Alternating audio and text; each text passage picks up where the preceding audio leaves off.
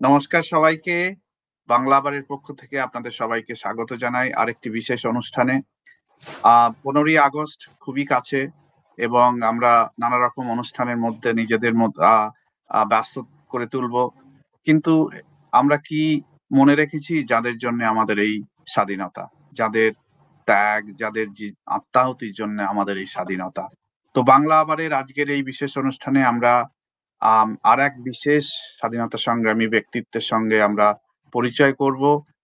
তার মানে ওনার প্রপৌত্র মাননীয় শ্রী সুব্রত চাকি মহাশয়ের মাধ্যমে শ্রী প্রফুল্ল চাকির জীবন নিয়ে একটু আজকে আমরা আলোকপাত করব। তো ওনাকে পেয়ে আমরা খুবই সম্মানিত হচ্ছি এবং আমরা গর্ববোধ করছি যে আমরা ওনার সঙ্গে যোগাযোগ করতে পেরেছি এবং আপনাদের কাছে শ্রী প্রফুল্ল চাকির সম্বন্ধে কিছু কথা বলবো।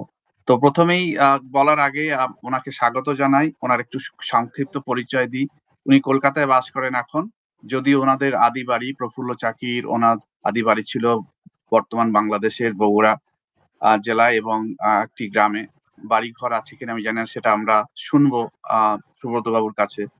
এবং তিনি ইলেকট্রিক্যাল ইঞ্জিনিয়ার হিসেবে বহুদিন পেশাগতভাবে কাজ করেছেন বিভিন্ন মাল্টিন্যাশনাল কোম্পানিতে এবং ইলেকট্রিক্যাল ইকুইপমেন্ট ট্রেডিং এ উনি ছিলেন ৩৫ বছর প্রায় এবং এখন কলকাতাতেই আছেন। তো এইটুকুই সংক্ষেপে পরিচয় দিলাম। ওনাকে অনেক কিছু জানার ওনার কাছে আছে, ওনার ব্যক্তিগত জীবন সম্বন্ধেও, প্রফুল্ল চাকির সঙ্গে সম্পর্ক সম্বন্ধেও। তো আসুন আমরা সবাই সুব্রত বাবুকে স্বাগত জানাই আজকের অনুষ্ঠানে। সুব্রত বাবু নমস্কার। নমস্কার নমস্কার নমস্কার। আমি সকলকে, আপনাদের সকলকে এবং আপনাদের চ্যানেলের যারা সাবস্ক্রাইবার আছেন, আপনার চ্যানেলের যারা সুধী দর্শকবৃন্দ আছেন, তাদের সকলকে আমি শুভ স্বাধীনতা দিবসের আজকের জাস্ট আগের দিন, ভারতবর্ষের স্বাধীনতা দিবসের সেই দিনে আমি শুভেচ্ছা জানাচ্ছি। অসংখ্য ধন্যবাদ আপনাদের, যে আপনাদের মাধ্যমে আমি আমার কথাগুলোকে আপনাদের কাছে তুলে ধরতে পারবো, সেই আশাটা রাখি। তো হ্যাঁ, তো প্রথমেই শুরু করি সুব্রত বাবু, আপনার সঙ্গে আমাদের শ্রদ্ধেয় বিপ্লবী প্রফুল্ল চাকির আপনার সঙ্গে সম্পর্কটা কি? আপনি প্রপৌত্র? হ্যাঁ, আমি প্রপৌত্র। আমি বলে দিই একটু। প্রফুল্ল চাকির 4 ভাই ছিলেন। মানে ওনার আগে 3 জন ওনার দাদা ছিলেন, বড়দা, মেজদা, ছোটদা। তো আমি হচ্ছে প্রফুল্ল চাকির বড়দা প্রতাপচন্দ্র চাকি, যিনি প্রফুল্ল চাকির গার্জিয়ান ছিলেন। কারণ প্রফুল্ল চাকির যখন 2.5 বছর বয়স তখন ওনার বাবা মারা যান। তো বড়দাই গার্জিয়ান ছিলেন প্রফুল্ল চাকির। এই বড়দার নাতি ছেলে হচ্ছে আমি। তার মানে আমার ঠাকুরদাদা হচ্ছেন আমার ঠাকুরদাদা প্রফুল্ল চাকি আমার ঠাকুরদাদা ছোট কাকা। এটা হচ্ছে অ্যাকচুয়াল পরিচয়টা এটা। প্রফুল্ল চাকি তো 19 বছর বয়সে মারা গেছিলেন, সুতরাং বিয়ে থাকার প্রশ্নই ওঠে না বা কোনো কিছুই হয়নি। এ নিয়ে আমি পারিবারিক কিছু কথা আছে, সেগুলো আমি পরে কথার মধ্যে বলবো। এই বিয়ে থা নিয়েও কিছু কথাবার্তা আছে আর কি আমাদের পরিবারের মধ্যে। আচ্ছা আচ্ছা, বেশ, সেগুলো সব অনেক অজানা তথ্য আজকে আমরা জানতে পারবো সুব্রত বাবুর কাছ থেকে। এবং শুরু করা যাক ওনার বাড়ি নিয়ে। বগুড়া জেলায় যে গ্রামে বাড়ি, সেই জন্মস্থান, সেই ভিটে কি এখনো আছে? হ্যাঁ, ওনার জন্ম হচ্ছে 1888 খ্রিস্টাব্দের 10ই ডিসেম্বর। এটা হচ্ছে ওনার জন্মদিন। আর যে জায়গাটাতে জন্ম, সেটার নামটা হচ্ছে, সেটা হচ্ছে বগুড়া জেলার শিবগঞ্জ থানা বা শিবগঞ্জ উপজেলার অধীনে একটা ছোট গ্রাম, বিহার গ্রাম। ওটা বিহার গ্রামের পোদ্দার পাড়ায় চাকি বংশের নিবাস ছিল। তো প্রায় যেটা আমাদের বাড়ি যেটা ছিল আর কি, আমাদের পরিবারের যে বাড়ি ছিল, মানে ওনার জন্মস্থান যেটা, আমার ঠাকুরদাদার জন্মস্থান ওইটা। তো সেটা প্রায় 1 বিঘের উপরে জমি নিয়ে পুরো বাড়ি টাড়ি এগুলো ছিল আর কি। আমরা কোনোদিনই জমিদার ছিলাম না, আমরা জোরদার ছিলাম। এবং মজার কথা হচ্ছে যে আজ থেকে 10 বছর আগেও কিন্তু বাড়িটা, যে বাড়িটাতে আমার জন্ম হয়েছিল, সেই বাড়িটা ছিল, তার ছবিও আমার কাছে আছে, সেই বাড়িটার ছবিও আমার কাছে আছে। এখন বাড়িটা মাটি হয়ে গেছে। আর ওই আনঅফিসিয়ালি দখল বলতে যা বোঝায় সেরকম হয়ে আছে, অফিসিয়ালি কিন্তু দখল হয়নি। প্রফুল্ল চাকির নামে একটা প্রস্তর শিলাখণ্ড কিন্তু ওখানে এখনো রাখা আছে। এবং ওই বাড়ির সন্নিকটেতেই বিহার যেটা হাট, যেটা বিহার গ্রামের হাট, যেটা সেখানে প্রফুল্ল চাকির একটা মূর্তি রয়েছে এবং ওনার নামে একটা লাইব্রেরি ওখানেতে আছে। কিন্তু মানে কন্ডিশন খুবই খারাপ আর কি, সেটা কিন্তু আছে, এটা এখনো পর্যন্ত আছে। বুঝলাম। তো ওনার ছোটবেলা সম্বন্ধে একটু বলুন প্লিজ। হ্যাঁ, ব্যাপারটা হচ্ছে যে 2.5 বছর বয়সে ওনার বাবা মারা যান। আর বংশের একদম মানে ওই ফ্যামিলির একদম ছোট ছেলে। ওনার আগে ওনার 3টে দাদা ছিল, আমি আগেই বলেছি, আর এক দিদি ছিলেন। আর প্রফুল্ল জন্মের কিছুদিন পরে, প্রায় বছর দেড়েকের মধ্যে, ওনার আর এক বোনের জন্ম হয়, তার নাম সৌদামিনী। তো সে প্রফুল্ল থেকে ছোট আর কি, মানে প্রফুল্ল চাকির পরেতে আর একজন, মানে 6 জনের মধ্যে 4 জন আর 2জন মেয়ে, 6 জনের মধ্যে প্রফুল্ল চাকি হচ্ছে পঞ্চম সন্তান বাবা। রাজনারায়ণ চাকি, ওনার বাবা রাজনারায়ণ চাকি ছিলেন খুব পণ্ডিত ব্যক্তি, সংস্কৃতিতে খুব ভালো উৎপত্তি ছিল, এবং উনি বগুড়ার এস্টেটের নবাব এস্টেটেতে খুব উচ্চপদস্থ কর্মচারী ছিলেন। প্রায় 30 বছরের বেশি উনি নবাবের কর্মচারী ছিলেন। খুব নামডাক ছিল। উনি খুব মানে গ্রামের লোকেদের সুবিধার জন্য অনেক দিঘি ওই সময়, অনেক পুকুর ওই সময় গ্রামেতে খনন করেছিলেন। পাঠশালা তৈরি করে দিয়েছিলেন গ্রামেতে, তো এগুলো করেছিলেন। তো তারপরে হঠাৎ মারা যাওয়ার পরেতে আমাদের পরিবারেতে কিছু আর্থিক কষ্ট আসে। কারণ তখন 3 দাদাই পড়াশোনা করছেন। প্রফুল্ল তো তখন একদমই ছোট, বললাম যে 2.5 বছর বয়স ছিল। তো বর্দা সেই সময় পড়াশোনা ছেড়ে গ্রামেতে ফিরে আসেন এবং ওই বগুড়ার নবাব এস্টেটেতেই একটা চাকরি নেন সংসার প্রতিপালনের জন্য। আমাদের পরিবার কোনোদিনই জমিদার ছিল না, কিন্তু আমরা জোরদার ছিলাম, জমি জমা ছিল আমাদের। জমিদারি আমাদের ছিল না, আমরা নিইও নি কোনোদিন, এবং আমরা জমিদারও নই আর কি। তো যাই হোক, এই বর্দাই তারপর প্রফুল্ল চাকিকে ওই গ্রামেরই পাশে নামুজা বলে একটা গ্রাম আছে, মানে ওই গ্রামেতে, বিহার গ্রামেতে কোনো ভালো স্কুল ছিল না। তো উনি নামুজা গ্রামেতে প্রফুল্লকে ভর্তি করেছিলেন। এটা একটা জ্ঞানদা প্রসাদ বুদ্ধ ইংরেজি বিদ্যালয়, সেখানে উনি ভর্তি করেছিলেন। স্কুলটা কিন্তু এখনো আছে, এবং স্কুলটা এখন সেকেন্ডারি স্কুল হয়ে গেছে, প্রাইমারি স্কুল নেই ওটা। ওখানেতে ভর্তি করলেন। মাইনর পাশের পরে প্রফুল্ল লেখাপড়ায় খুব ভালো ছিলেন, সেই জন্য মাইনর পাশের পরেতে কোথায় কলেজে ভর্তি হবে, তো প্রতাপ চাকির শ্বশুর, ওনার রংপুরেতে বাড়ি ছিল, রংপুরেতে থাকতেন উনি, এবং উনি উকিল ছিলেন। তো ওনার বাড়িতে পাঠিয়ে দেওয়া হলো প্রফুল্লকে, যে রংপুরেতে থেকে পড়াশোনা করবে বলে। প্রফুল্ল রংপুরে চলে এলেন, ক্লাস 6-এ ভর্তি হলেন রংপুর জেলা স্কুলে। এই হচ্ছে প্রফুল্লের ব্যাপারটা। কিন্তু প্রফুল্লর সব থেকে বড় আশ্চর্যের ব্যাপার হচ্ছে যে এই সেই বিপ্লবী যাকে কিন্তু তার যোগ্য সম্মান তার মৃত্যুর পরেতেও, 76 বছর পরেতেও দেওয়া হয়নি, স্বাধীনতার 78 বছর পরেতেও তাকে দেওয়া হয়নি। বাংলার অবিভক্ত বাংলার প্রথম শহীদ। শুধু তাই নয়, এই মুজফ্ফরপুরে যে ঘটনাটা নিয়ে প্রফুল্ল চাকির মৃত্যু হয়েছিল, মানে শহীদ হয়েছিলেন, এই ঘটনাটার মূল নায়ক কিন্তু ছিলেন প্রফুল্ল চাকি। প্রথম দিকে যেটা বলা হতো যে ক্ষুদিরামের সঙ্গে প্রফুল্ল চাকি গেছিল, ঠিক তার উল্টোটা, প্রফুল্লর সাথে ক্ষুদিরামকে পাঠানো হয়েছিল।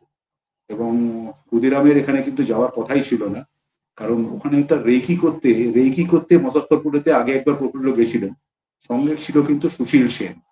নাম নেওয়া হয়েছিল দীনেশ চন্দ্র রায় আর দুর্গাদাস সেন। সুশীল সেনের নাম ছিল দুর্গাদাস সেন, প্রফুল্ল চাকির নাম ছিল দীনেশ রায়।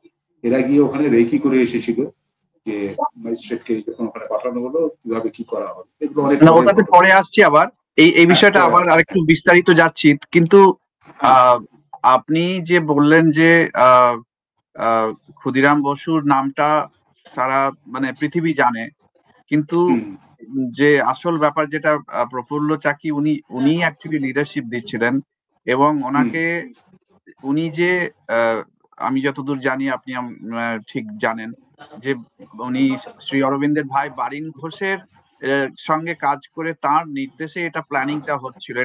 এটাই কি ঠিক? এবং কিভাবে? এটাই ঠিক, এটা আমি বলছি, আমি সেটাই নিয়ে বলছি। প্রফুল্ল চাকি রংপুরেতে, আমি সেটাই বলতে যাচ্ছি। রংপুরেতে থাকাকালীন প্রফুল্ল ওখানে একটা গুপ্ত বিপ্লবী সমিতিতে জয়েন করেন, তার নাম হচ্ছে বান্ধব সমিতি। এই বান্ধব সমিতিতে জয়েন করার সময় বুকের রক্ত দিয়ে প্রতিজ্ঞাপত্রে সই করতে হতো। তো সেই বুক চিরে প্রফুল্ল চাকি রক্ত দিয়ে প্রতিজ্ঞাপত্রে যে সই করেছিলেন, তার প্রথম লাইনটা ছিল যে প্রয়োজনে আত্মাহুতি দেব, কিন্তু পুলিশের হাতে কোনো সময় ধরা পড়বো না। এটা ছিল ফার্স্ট প্রতিজ্ঞা, এবং সেটাই ওই প্রতিজ্ঞাপত্রতে লেখা ছিল। এবারে কি হয়েছিল, অরবিন্দ ঘোষ যখন পাকাপাকি ভাবে 1906 সালে কলকাতায় চলে আসেন বরোদা থেকে, তখন এই বিপ্লবী গুপ্ত সমিতি যেটা তৈরি হলো, যেটা যুগান্তর বিপ্লবী সমিতি নামে পরে পরিচিত হয়েছিল, যুগান্তর কাগজ ছিল প্রথমে আগে একটা। তো সেই অর্থ সংগ্রহের জন্য তখন এরা কিন্তু বিভিন্ন জমিদার বাড়িতে ডাকাতি করতো। তো অরবিন্দ ঘোষ সেখান থেকে একটা টিমকে পাঠিয়েছিলেন রংপুরেতে একটা বিধবা ভদ্রমহিলার বাড়িতে ডাকাতি করবার জন্য। এবং সেখানে অরবিন্দ ঘোষ রেফারেন্স দিয়েছিলেন বারিন ঘোষকে, যে তুমি ওখানে গিয়ে ঈশান চক্রবর্তীর সাথে দেখা করবে। ঈশান চক্রবর্তী ওখানকার 2টো ছেলেকে তোমার সঙ্গে দেবেন, যারা ওই পুরো এরিয়াটা চেনে তারা আমাদেরকে এই ব্যাপারে গাইড করতে পারবে। এই যে দুটো ছেলের সাথে পরিচয়টা করালেন, এই দুটো ছেলের একজনের নাম হচ্ছে পরেশ মৌলিক, আরেকজনের নাম হচ্ছে প্রফুল্ল চাকি। এইভাবে প্রফুল্ল চাকির সাথে বারিন ঘোষের পরিচয় হয়েছিল বগুড়াতে। ওই ডাকাতি করতে গেছিলেন এখান থেকে টিম নিয়ে, সেই সময় পরিচয়টা হয়েছিল। এবং সেই সময় প্রফুল্ল তেজোদীপ্ত কথাবার্তা, আহ মানে যখন দেশমাতাকে বন্ধন মুক্ত করবার জন্য যে সংকল্প, সেটা দেখে বারিন ঘোষের খুব পছন্দ হয়েছিল এবং উনি সরাসরি প্রফুল্লকে বলেছিলেন তুমি কলকাতায় চলে এসো, এখানে তোমাকে থাকতে হবে না। এবং সেই ডাকেতেই কিন্তু প্রফুল্ল চাকি কলকাতায় এসেছিলেন। এসে মুরারিপুকুর বাগান বাড়িতে উনি ওঠেন 1906 সালের কথা আমি এটা বলছি। সেইভাবে এইভাবে বারিন ঘোষের সাথে কিন্তু পরিচয়টা হয়েছিল প্রফুল্ল চাকির ওই ডাকাতির মাধ্যমে। যদিও ওই ডাকাতিটা হয়নি, ওটা কার্যকর করা যায়নি, পুলিশ জেনে গেছিল, গ্রাম ঘিরে ফেলেছিল, সেই জন্য ডাকাতিটা করা যায়নি। এবং ওই রংপুরে থাকাকালীনই উনি ফুলারকে মারার জন্য উনি এবং আমাদের যেটা নাম বললাম আপনাকে পরেশ মৌলিক দুর্ধর্ষ সুন্দর ছদ্মবেশ ধারণ করতে পারতেন। তো পরেশ মৌলিক আর প্রফুল্ল চাকি দুজনে মিলে রংপুরেতে গেছিলেন, গৌহাটিতে গেছিলেন যে ফুলারের ওই সময় ট্রেনে করে রংপুরে আসার কথা ছিল। তো ওনারা ধুবড়িতে গেছিলেন যে ধুবড়ি থেকে ট্রেনটা স্টার্ট করবে, ফুলারকে নিয়ে ট্রেনটা রংপুরে আসবে। এবং প্ল্যানটা ছিল যে পরেশ মৌলিক ওই একটা মানে লণ্ঠন ধরে ট্রেনটাকে থামাবে, রেড লাইট দেখিয়ে ট্রেনটাকে থামাবে, প্রফুল্ল ট্রেনেতে উঠবেন এবং লোডেড রিভলভার দিয়ে গুলি করবেন, এটা ছিল ওদের প্ল্যান। এবং সেই অনুযায়ী ওরা পৌঁছেও গেছিল ধুবড়িতে। কিন্তু ফুলার সেই সময় কি করলেন, ট্রেনে না গিয়ে উনি স্টিমারে করে চলে এসেছিলেন রংপুরেতে, তার জন্য পরিকল্পনাটা পুরোপুরি ভেস্তে যায়। তো অ্যাকশনে কিন্তু প্রফুল্ল চাকি কলকাতায় আসার আগে থেকেই কিন্তু অ্যাকশনে নেমে গেছিলেন আর কি। এই আমি আপনাকে বললাম যে কি করে বারিন ঘোষের সাথে পরিচয় হয়েছে। তো তা উনি কলকাতায় এসে কি আর পড়াশোনা করেছিলেন না জাস্ট না না পুরোদমে না না না না পরীক্ষা? না না পুরো দমে পুরো পড়াশোনা ওখানেই ছেড়ে গেছিলেন। কারণ 1905 সালেতে যখন বঙ্গভঙ্গ আন্দোলন চলছে, সেই সময় আপনি জানেন যে কার্লাইল সার্কুলার একটা তৈরি করা হয়েছিল যে স্কুলের স্টুডেন্টরা যদি কোনো সভা সমিতিতে যোগদান করে তাহলে তাদেরকে পানিশমেন্ট করা হবে।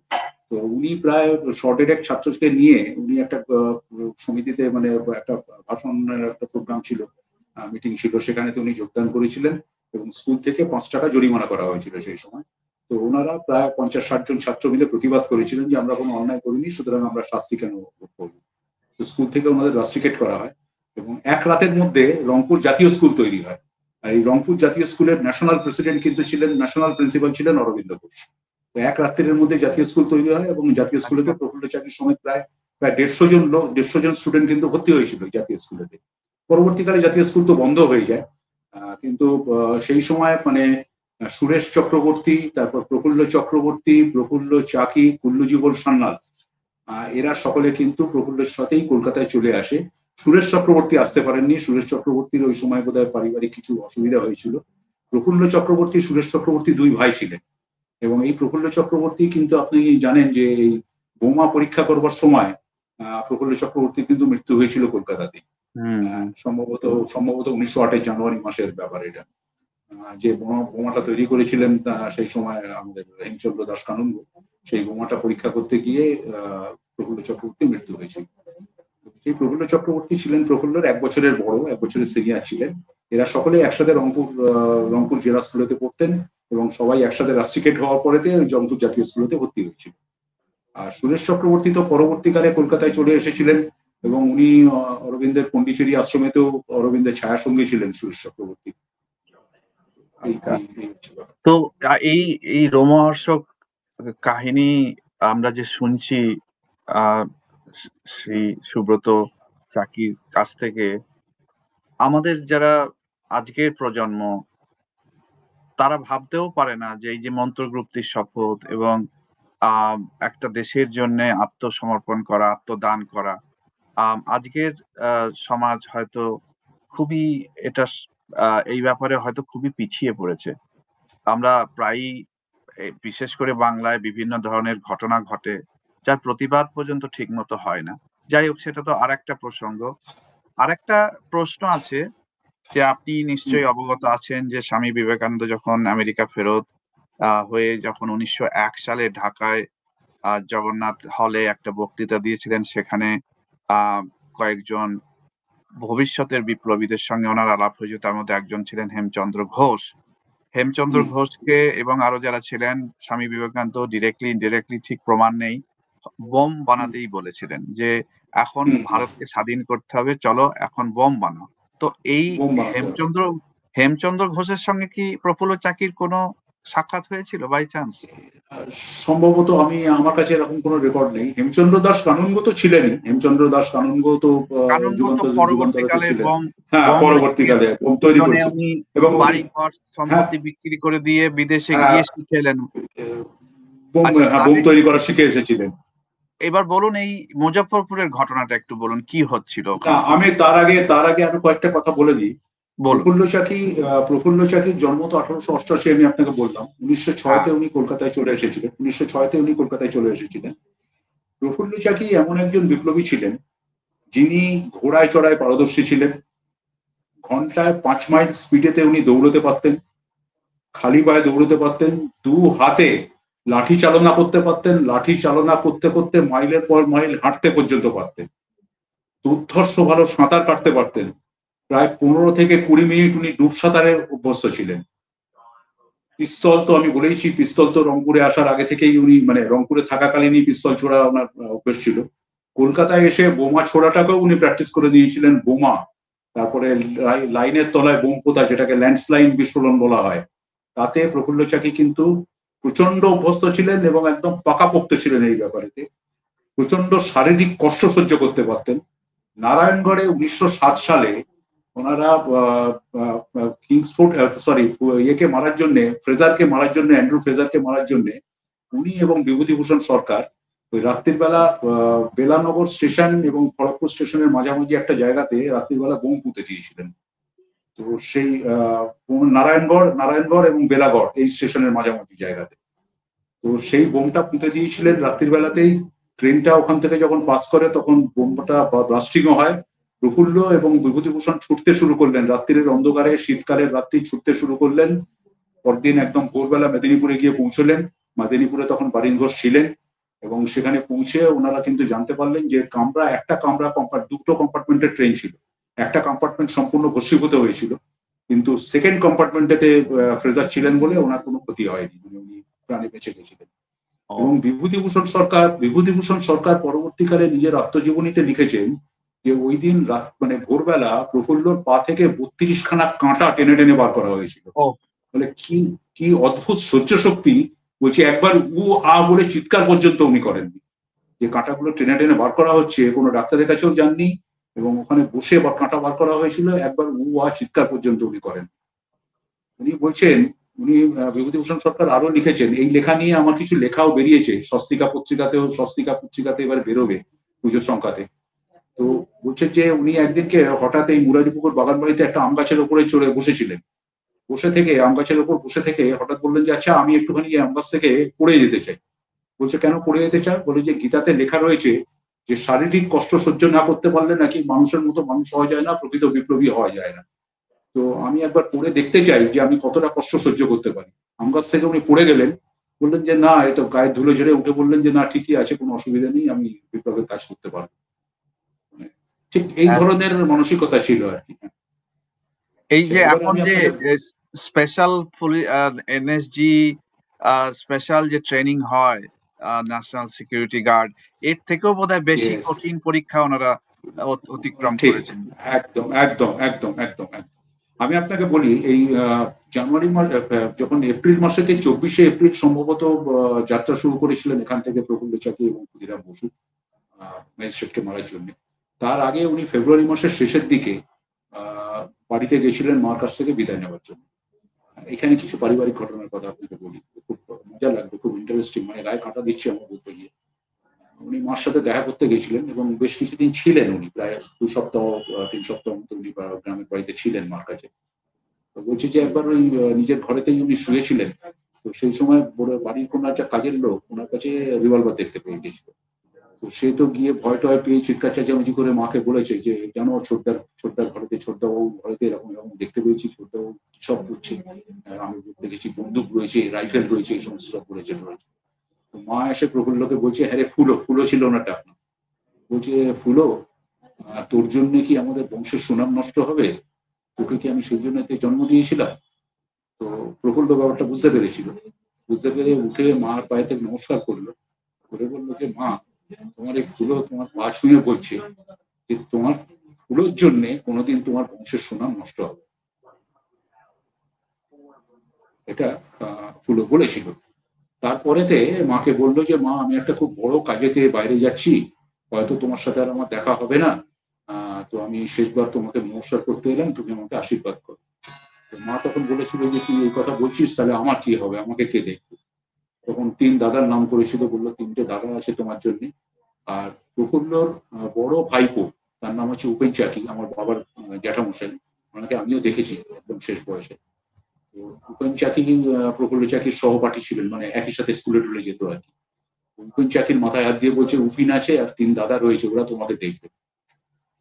সেই সময় বড়দা একটা কথা বলেছিল, বড়দা প্রতাপ চাকি বলেছিল যে তুই একটা কাজ কর, আমি যা সম্পত্তি বা বাবার যে সমস্ত সম্পত্তি টম্পত্তি আছে, আমি 4 ভাইকে আমরা ভাগ করে নিয়ে নিচ্ছি, তুই এখানে এই বাড়িটা তো সবই আছে, তোর জমি তোকে ভাগ করে দিচ্ছি, তুই এখানে চাষবাস কর, সবকিছু কর, তুই এখানে তুই থেকে যা, তোকে কোথাও যেতে হবে না। তখন প্রফুল্ল বলেছিল যে বাবা, দাদা, তুমি জমি ভাগ করতে হবে না, আমার ভাগের যে জমিটা আছে সেটা তুমি মাকে দিয়ে দাও, আর আমি যখন থাকবো না তখন ওই জমিটা তোমরা তিন দাদাতে তোমরা ভাগ করে নিয়ে নিও। সেই সময় কথা বলতে বলতে ওনার ছোট বোন বলেছিল দাদা তুই বিয়ে করবি না, তুই তো একটা বিয়ে কর এবার। তখন প্রফুল্ল বুকের জামাটা খুললো, খুলে ওই একটা ক্ষত চিহ্ন দেখিয়েছিল, দেখিয়ে বলছে যে দেখ বোন, এই ক্ষতটা যতদিন আমার বুকে থাকবে ততদিন আমি কিন্তু বিয়ে করতে পারবো না, সংসারও করতে পারবো না। ওই ক্ষতটাই হচ্ছে সেই ক্ষত যেটা ও বান্ধব সমিতিতে যোগ দেওয়ার সময় বুকের রক্ত দিয়ে প্রতিজ্ঞা করে লিখেছিল না যে বিষয়াতে ধরা পড়বো না, সেই ক্ষতটা বুকেতে ছিল। সেটা দেখেই বোনকে বলেছিল যে এই ক্ষতটা যতদিন আমার বুকেতে থাকবে ততদিন আমি সংসার করতে পারবো। তো এগুলো তো একদম পারিবারিক ঘটনা, সব কথা নিয়ে তো চর্চা হয় না, এগুলো তো কোনো জায়গায় লেখা চিন্তাই করা যায় না আজকের দিনে বসে, এটা মানে ভাবনাও আমাদের ভাবনাতেও আসে না যে এত বড় মাপের বিপ্লবী উনি ছিলেন এবং দেশপ্রেমী ছিলেন। তো তারপরে একটু এগোনো যাক। এই প্রসঙ্গে বলে রাখি, ক্ষুদিরামের জন্ম হয়েছিল 23 ডিসেম্বর 1988 সালে। আহ 1889 সালে ওনার জন্ম, 1888, মানে ঠিক এক বছর 3-4 দিনের ছোট বড়। 10ই ডিসেম্বর, ওনার 23 ডিসেম্বর। তো এই দুজন মানে মাত্র কয়েক বছর বয়স, মানে টিনেজার বেসিক্যালি, 17-18। বালক, এদেরকে বালক বলা যায়, এদেরকে বালক বলা যায়, বালকই বলা যায়। তো তাদের এই মানে যে আমরা তো মনে আছে 17-18 বছর বয়সের মধ্যে বাবা মার সঙ্গেই বাইরে বেরোতাম, একা বেরোতাম না আর কি। তো চিন্তা করা যায়। যাই হোক, তো এগোনো যাক যে এবার মুজফ্ফরপুরে কি হলো।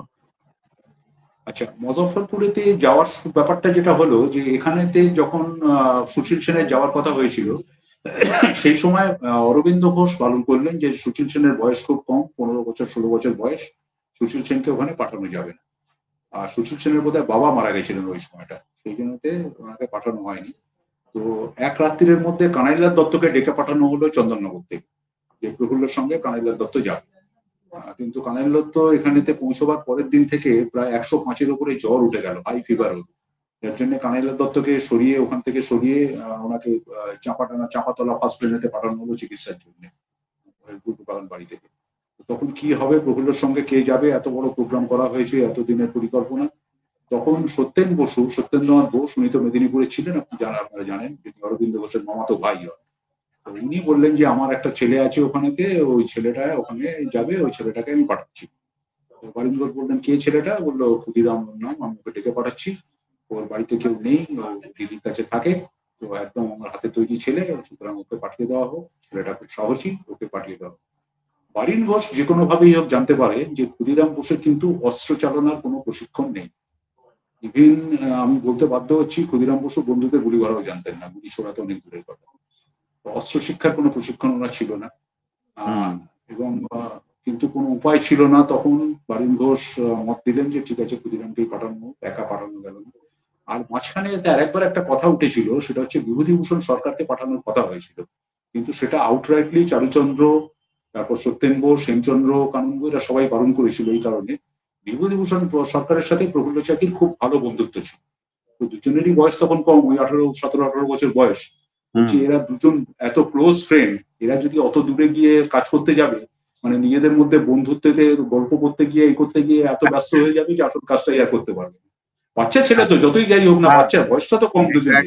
হ্যাঁ 19 হ্যাঁ, বছর বয়স। সেই জন্য সেই জন্য বিভূতিভূষণ সরকারকে পাঠানো হলো না, ক্ষুদিরাম বোসকে পাঠানো হলো। তারপরে তো ঘটনাটা যা ঘটলো ওখানেতে গিয়ে ওনারা রেকি করেতে 25 তারিখে কিন্তু কিংসফোর্ডকে মারার একটা পরিকল্পনা হয়েছিল। হ্যাঁ, তো 26 তারিখে ওনারা গেছিলেন। ডাগলাস কিংফোর্ড ছিলেন মুজাফফরপুরের ডিস্ট্রিক্ট ম্যাজিস্ট্রেট, এবং সেই হ্যাঁ, উনি ম্যাজিস্ট্রেট, কলকাতাতে, হ্যাঁ না ব্যাপার আছে, কলকাতাতেই কিন্তু ওনাকে মারার একটা প্ল্যান করা হয়েছিল। এবং সেই পরেশ মৌলিক, উনি কোর্টের আটদারি সেজে একটা বোম তৈরি করা হয়েছিল, বই বোম যেটাকে বলে, এটা হ্যাঁ হেমচন্দ্র হ্যাঁ, কানুন্দ তৈরি করেছিলেন। ওই রাইট। একটা আইনের বইয়ের মধ্যে মানে কিংসফোর্ড যাই হোক, কিংসফোর্ড কিন্তু পড়তে খুব ভালোবাসতেন, উনি কিন্তু আইনের বই টই পেলে কিন্তু পড়তেন সঙ্গে সঙ্গে। তো ওনাকে ওই বইয়ের ওপর ওনার আগ্রহটা দেখে ওই একটা আইনের বইয়ের মধ্যে বইয়ের পাতা কেটে ওই বোমটা বসানো হয়েছিল, বসিয়ে সেটা পরেশ মৌলিকের হাত দিয়ে ওনার বাড়িতে পাঠানো হয়েছিল, যাতে উনি পড়বেন, বইটা যেই খুলবেন বোমটা ব্লাস্ট করবে এবং ওনার মৃত্যু হবে। তো কিংসফোর্ডকে ওখানে যখন পাঠানো হলো তখন রাতারাতি ওনাকে বদলি করা হয়।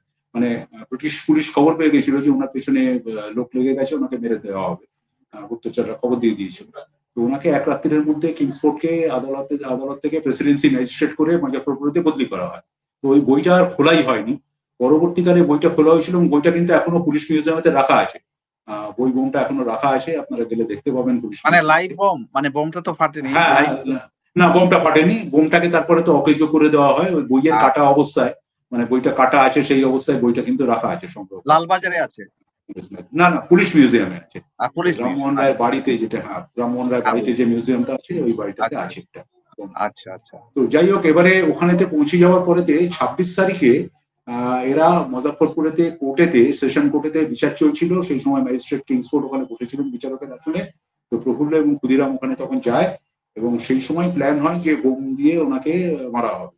কিন্তু প্রফুল্ল সেই সময় বারণ করে, ক্ষুদিরামকে বলে যে না, আজকে এখানে কিছু করা যাবে না, কারণ ওনাকে এখন বোমটা ছুড়ে মারতে গেলে আদালতেতে অনেক যে সমস্ত লোকজন রয়েছে, নিরীহ নরনারী যারা রয়েছে, তার মধ্যে অহত হতে পারে। তো আমরা কোনো নিরীহ লোককে কেন আমরা মারবো, সেই করবো না। আমরা পরে যখন ফাঁকা পাবো, ওনাকে একা পাবো, সেই সময় আমরা বোমটা মারবো।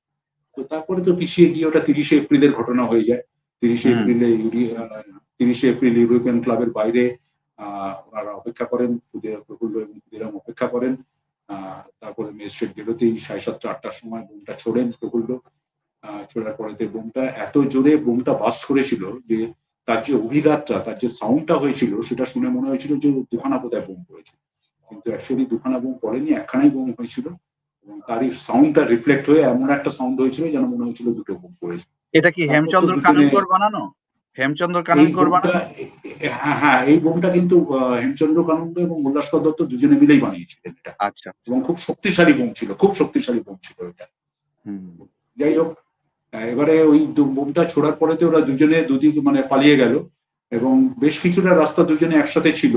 কিন্তু তারপরেতে প্ল্যান করলো যে আমরা দৌড়লে কিন্তু লোকের সন্দেহ হবে, ওনারা হাঁটতে শুরু করলেন এবং স্টেশন ধরে হেঁটে হেঁটে ওই যেটাকে এখন কুষা রোড স্টেশন বলে সেখানেতে আসে রাত্রিবেলাতেই। ভোরবেলা এরা ক্ষুধার্ত অবস্থায়, ক্ষুদিরাম গিয়ে একটা দোকানেতে মুড়ি কেনার জন্য যান বা কিছু করেন, জল টল খেতে যান, সেই সময় পুলিশের হাতে উনি ধরা পড়েন।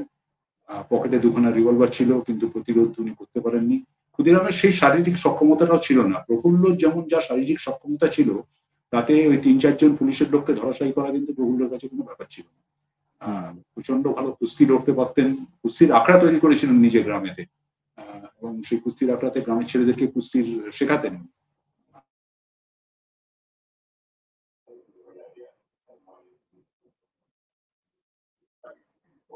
ক্ষুদিরামের বোধহয় অস্ত্র চালানো, শারীরিক তো ব্যাপারই ছিল, খুবই অল্প বয়স, এবং অস্ত্র চালানোতেও হয়তো ওনার আহ উম, মানে খুব একটা পারদর্শী ছিলেন না, মানে আগ্নেয়াস্ত্র।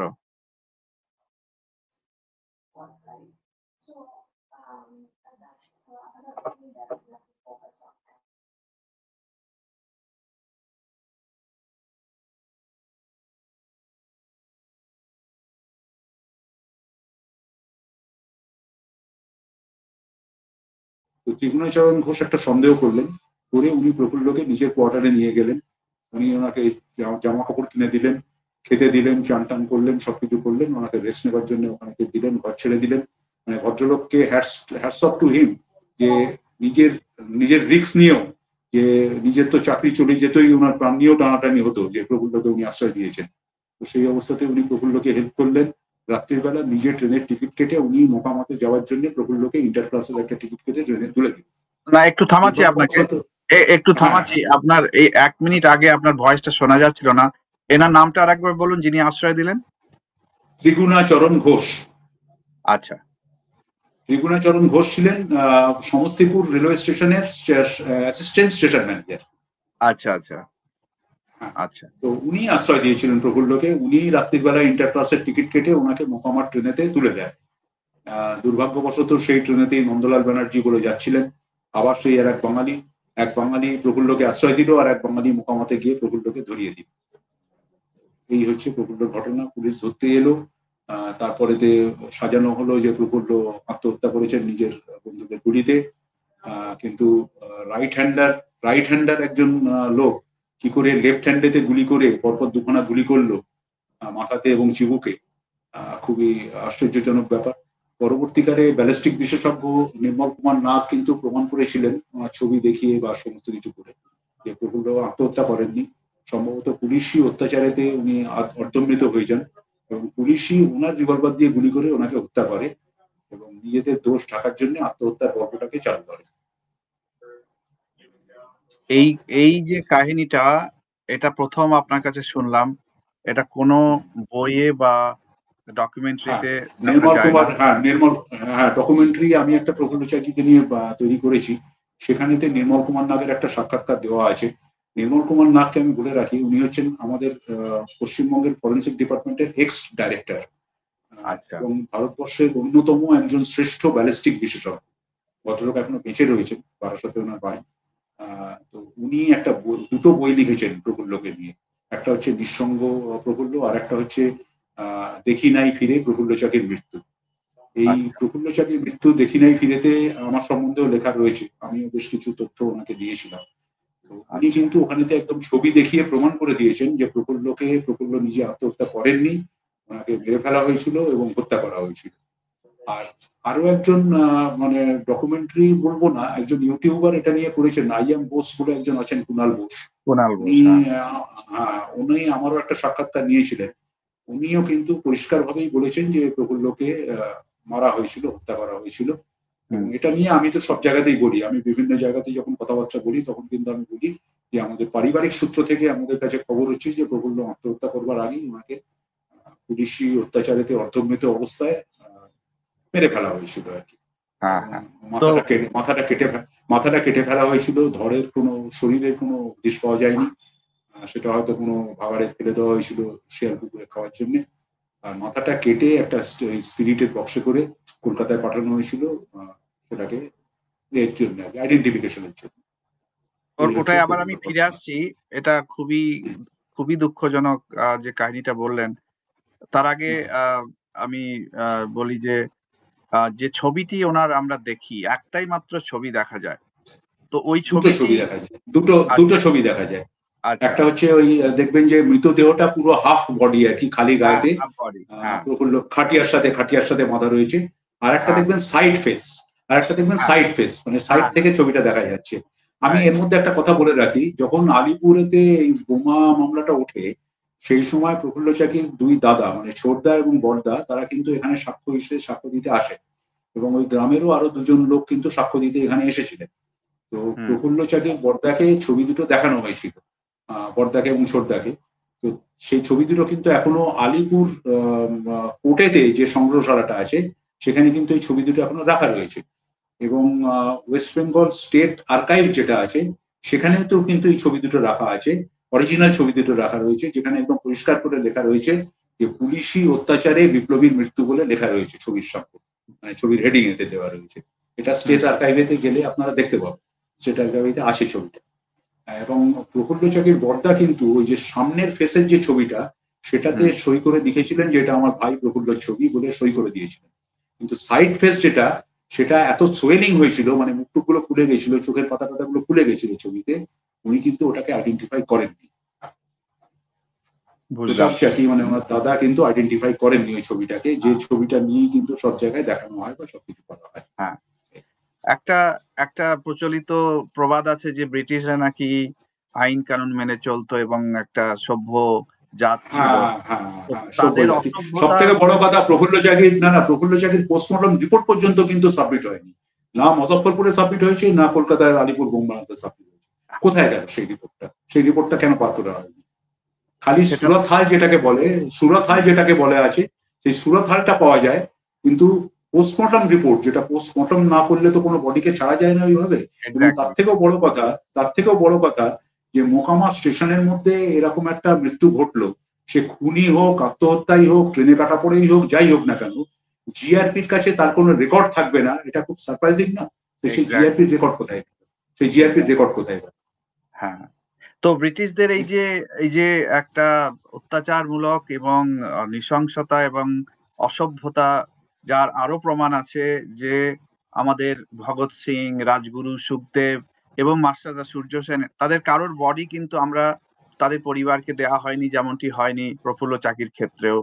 তো এই যে ঠিক। আহ, অসভ্যতা, মানে আমি তো শুনেছি এটার প্রমাণ পাওয়া কঠিন, যে যখন লক্ষ লক্ষ লোক এসে হাজির হয়েছে ভগৎ সিং এর বডি নিতে, যে যেদিন ওনার ফাঁসি হবে, তার আগেই নাকি হুম। ওনাকে কুচি কুচি করে কেটে বস্তায় ভরে অন্য জায়গায় ফেলে দেওয়া হয়েছিল। হ্যাঁ, সূর্য তো সেনেরও তাই, সূর্য সেনেরও তাই, বলছে মৃতদেহকে নাকি ফাঁসি দেওয়া হয়েছিল, হ্যাঁ, মৃতদেহকে ফাঁসি দেওয়া হয়েছিল। হ্যাঁ, তো ওনার ওনার নাকি সেই মৃতদেহ একটি সমুদ্রের জলে কোনো জায়গায় ফেলে দেওয়া হয়েছিল। ফেলে দেওয়া হয়েছিল। তো এই যে বর্বরতা, এর এর তো কোনো ভাষা নেই বর্ণনা করার। তো বর্তমান এবং এদেরকে, এবং এই ব্রিটিশরা নিজেদেরকে নাকি সুসভ্যতম জাতি বলে জাহির করে নিজেদের, এক্স্যাক্টলি। এদের থেকে তো বড় ডিসিপ্লিন নাকি কেউ নেই। হ্যাঁ, তো আমরা শেষের দিকে এসে গেছি আলোচনার। তো একটা প্রশ্ন আমার আছে, যে আপনি যে বললেন ফরেনসিক রিপোর্ট, মানে পোস্টমর্টেম রিপোর্ট পাওয়া যায়নি, কোনো রিপোর্ট পাওয়া যায়নি। ওনার যে শিরচ্ছেদ করে ওনাকে পাঠানো হয়েছিল আইডেন্টিফিকেশনের জন্য কলকাতায় পুলিশ ডিপার্টমেন্টে। ওনার যে অ্যাটলিস্ট ওইটুকু তো আমরা জানতে পারছি, যে কিন্তু ওই মস্তকটি কি আহ, কোনো সন্ধান পাওয়া গেছে যে কোথাও? না, মস্তকটা আমরা যতদূর জানি যে 57B ফ্রিস্কো স্ট্রিট, যেটা এখন পতাকা হাউস বলে একটা বাড়ি আছে, ওখানে পিসি লাহিড়ী বলে একজন পুলিশ অফিসারের বাগান বাড়ি ছিল ওটা। আচ্ছা। ওই বাগান বাড়িতে একটা পাইন গাছের নিচে মাথাটাকে পুঁতে ফেলা হয়েছিল, প্রবল জনরোষের ভয়। তো তারপরে নাকি মাথাটা ওখান থেকে উদ্ধার করা হয়েছিল, মানে করোটিটা উদ্ধার করা হয়েছিল। এবং ঐতিহাসিক অমল কুমার দে, উনি নাকি লালবাজারেতে ওই করোটিটা দেখতে পেয়েছিলেন, এবং দেখে উনি একটা সাক্ষাৎকারেতে বলেছিলেন যে ওটা প্রফুল্লর করোটি, আমি নিশ্চিত ওটাতে। তো তার পরবর্তীকালেতে আমাদের পরিবারের কাছে ডিএনএ টেস্টের জন্য বলাও হয়েছিল। বুদ্ধদেব ভট্টাচার্য যখন মাননীয় মুখ্যমন্ত্রী ছিলেন, প্রসূন মুখার্জি ছিলেন পুলিশ কমিশনার, কিন্তু তারপরে নাকি বলা হলো যে না, ওটা প্রফুল্লর করোটি নয়, ওটা একটা মহিলার করোটি। তো প্রফুল্ল অমল কুমার দের মতো ঐতিহাসিক একটা বাজে কথা বলেছেন, মিথ্যে কথা বলে একটা সাক্ষাৎকার দিয়েছেন, এটা কিন্তু কেউ বিশ্বাস করেনি। তো তারপরে অমল কুমার দে যখন গেছিলেন, তখন কিন্তু আর উনি করোটিটা দেখতে পাননি লালবাজারে। তো হুম। করোটিটাই বা কোথায় গেল, সেটা কে সরালো, তার কোনো খবর কিন্তু নেই। এগুলো তো স্বাধীনতার পরের কথা, তো হ্যাঁ, তখনও হ্যাঁ। কিন্তু এই তো করা হয়নি, রিসেন্ট, অদ্ভুত খুবই কাগজে। রিসেন্ট। হ্যাঁ, একটু রিসেন্ট ঘটনা, হ্যাঁ, রিসেন্ট তো ঘটনা। তো এটাও কত বড় দুর্ভাগ্যের বিষয় যে এত বড় একটা মানে ঐতিহাসিক দলিল কিভাবে হুম, নষ্ট হয়ে গেল। আমি আরেকটা কিভাবে নষ্ট জায়গায় হয়ে গেল। আমি আরেক জায়গায় পড়ছিলাম যে যে আহ, যেটা হেডকোয়ার্টার, পুলিশের হেডকোয়ার্টারের পিছন বাড়ি, যেটা লর্ডসিনা রোড, ওখানে ব্যাক মানে পিছনের ব্যাকইয়ার্ডে নাকি ওনার হ্যাঁ, অনেকে লেখা আছে যে অর্সিনা রোড ওখানে, কিন্তু না, মাথার পোঁতা হয়েছিল এটা অনেকে বলে, কিন্তু আমাদের আমাদের পারিবারিক সূত্রের খবর এবং আমাদের কাছে যে খবর এসেছিল আর কি, যে তাতে 57B লর্ডসি 57B ফ্রিস্কো স্ট্রিট, যেটা এখন মির্জা গালিব স্ট্রিট নাম হয়েছে, পতাকা হাউস বলে ওখানে এখন একটা বাড়ি আছে। তো ওইখানেই পিসি লাহিড়ীর বাগান বাড়িতে এটাকে পোঁতা হয়েছিল, এবং পরবর্তীকালে তোলাও হয়েছিল ওখান থেকে। আমি কলকাতা কর্পোরেশনের সাথে কথাবার্তাও বলেছিলাম যে ওখানে অন্তত একটা স্মৃতি ফলক যদি বসানো যায় আর কি। হ্যাঁ, তো হ্যাঁ। ওই ব্যাপারে অনেকটা কথাবার্তা এগিয়েছিল, তারপরে তো করোনা টরোনা এসে যায়, আমি সেইভাবে আর মুভ করতে পারিনি। তো যাই হোক, প্রফুল্ল চাকির নামে রাস্তা একটা তৈরি হয়েছে 2022-এ, অনেক চেষ্টা চরিত্র করার পরে বাগমারি রোডটা প্রফুল্ল চাকির নামে করা হয়েছে। ওখানে একটা স্ট্যাচু আছে। আর মহাকরণের উল্টো দিকে প্রফুল্ল চাকির কিন্তু একটা স্ট্যাচু আছে, ওই যেটা এখন আন্ডারগ্রাউন্ড পার্ক যেটা আছে তার উপরেতেই, পার্কের উপরেতে কিন্তু প্রফুল্ল চাকির স্ট্যাচু আছে। ওখানে বিনয় বদল দীনেশ আছেন, প্রফুল্ল চাকি আছেন, দেশবন্ধু চিত্তরঞ্জন দাস আছেন। তো এগুলো কিন্তু করা আছে। অ্যাটলিস্ট কিছুটা সম্মান আমরা দিতে পেরেছি এই মহান হ্যাঁ মানুষকে। হ্যাঁ হ্যাঁ, তো ঠিক আরো অনেক ঠিক। কাজ বাকি, যারা বর্তমান ঐতিহাসিক গবেষক তাদের একটা দায়িত্ব এসে যায়। আপনি যে দুটো ঘটনার কথা বললেন, বিশেষ করে যে ওনাকে অত্যাচার করে মেরে ফেলা হয়েছিল, উনি আত্মহত্যা করেননি। আর দ্বিতীয় যে ওনার যে মস্তকটি কোথায় গেল এবং কি হলো সে নিয়েও গবেষণার যথেষ্ট অবকাশ রয়েছে, এবং ওনার স্মৃতিতে আরো অনেক কিছু কাজ রয়ে গেছে। তো এটা এই ঠিক। বর্তমান প্রজন্মের ওপর বর্তাবে। তো আজকে এখানেই আমরা শেষ করি। আপনি একদম। যদি ফাইনাল কমেন্ট কিছু করেন শ্রদ্ধেয় প্রফুল্ল না, চাকি ফাইনাল মহাশয়। কমেন্ট কিছু না, আমি আপনাকে বলছি, আসলে প্রফুল্ল চাকির নামে একটা ট্রাস্ট আমাদের পরিবারেতে আছে, আহ, প্রফুল্ল চাকি মেমোরিয়াল ট্রাস্ট বলে। তো ওই আচ্ছা, ট্রাস্টটা আমি দেখাশোনা করি, আমি ওটা প্রেসিডেন্ট। তো আমরা দু একটা জায়গাতে এই সমস্ত নিয়ে কাজ টাজ করেছি। রিসেন্টলি 1 মেতেও আমরা প্রফুল্ল চাকির মৃত্যুর আগের দিন, মানে 2 মেতে ওনার শহীদ দিবস বলা যেতে পারে, 1 মেতে আমি একটা প্রোগ্রাম করেছিলাম। ওনাকে নিয়ে একটা ডকুমেন্টারিও আমি তৈরি করিয়েছি। একজন ওই আমাদের স্টেট আর্কাইভেরই একজন আর্কিভিস্ট আছেন, মিস্টার সুমিত ঘোষ, তাকে দিয়ে করিয়েছিলাম আমি ডকুমেন্টারিটা। ওই ডকুমেন্টারিটা ভারত সরকারের সহযোগিতায় আমাদের যে জাদুঘর আছে, মিউজিয়ামের আশুতোষ সেন্টিনারি বার্থ সেন্টিনারি হলেতে গত বছর ওটাকে রিলিজ করানো হয়েছিল। আচ্ছা, 2 মেতে দেখানো হয়েছিল ওটা ভারত সরকারের আচ্ছা। সহযোগিতাতে। ভারত সরকার এবং ন্যাশনাল, মানে আমাদের জাতীয় জাদুঘর, জাতীয় মিউজিয়ামের ইন্ডিয়ান মিউজিয়াম। তত্ত্বাবধানে হ্যাঁ, যুগ্ম ইয়েতে করা আচ্ছা, হয়েছিল। আচ্ছা। আর আমি প্রফুল্ল চাকিকে নিয়ে একটা বইয়ের সম্পাদনার কাজ করেছি। বইটা আমি দেখাতে পারি আপনাদেরকে হ্যাঁ, তুলে দেখান এখানেতে। প্লিজ। হ্যাঁ, দেখান। এই বইটা, এই নামটা বলুন, বইটাতে, এই বইটা, টাইটেলটা। বিপ্লবী প্রফুল্ল চন্দ্র চাকি বইটার নাম। ভালো এই দেখা বইটা যাচ্ছে। কিন্তু আরেকটু সম্পাদনা। আরেকটু ক্যামেরার সামনে নিয়ে আসুন। হ্যাঁ, এবার দেখা যাচ্ছে। হ্যাঁ, হ্যাঁ ঠিক আছে এবার। হ্যাঁ। তো এই হ্যাঁ, বইটা কিন্তু প্রফুল্ল চাকির জীবনী ঠিক নয়। এটাতে আমি আপনাকে বলে রাখি যে ওনার সম্বন্ধে বর্তমান প্রজন্মের যে সমস্ত লেখকরা আছেন, যারা স্বাধীনতা সংগ্রামীদের নিয়ে বা স্বাধীনতা সংগ্রাম নিয়ে লেখেন, বা সাধারণ পাঠক সমাজ যারা রয়েছেন, যারা এই যে সমস্ত বইপত্র পড়েন, যাদের বিপ্লবীদের সম্বন্ধে ইন্টারেস্ট আছে, তাদের প্রফুল্ল চাকি সম্বন্ধে মতামত এবং মূল্যায়ন এই বইটার মধ্যে লিপিবদ্ধ করা আছে। খুবই সুন্দর, খুবই ভালো। ঠিক আছে, খুব এবং ভালো আমি, লাগলো আজকের। আমরা খুবই গর্বিত যে আপনাকে পেলাম, আনন্দিত এবং রোমহর্ষক কাহিনী শুনলাম। তো শেষ করার আগে আমাদের প্রফুল্ল চাকি মহাশয়কে আমাদের সশ্রদ্ধ প্রণাম জানাই, এবং অন্যান্য বিপ্লবী যাদের জন্য আজকে আমরা স্বাধীন 15ই আগস্টের প্রাক্কালে।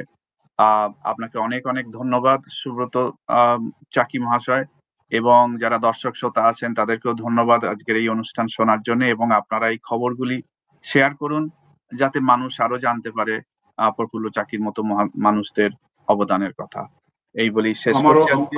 হ্যাঁ, আমারও অনেক ধন্যবাদ। আমার তরফ থেকে আপনাদের সকলের জন্য শুভেচ্ছা থাকলো। জয় হিন্দ, বন্দে মাতরম। জয় হিন্দ, নমস্কার।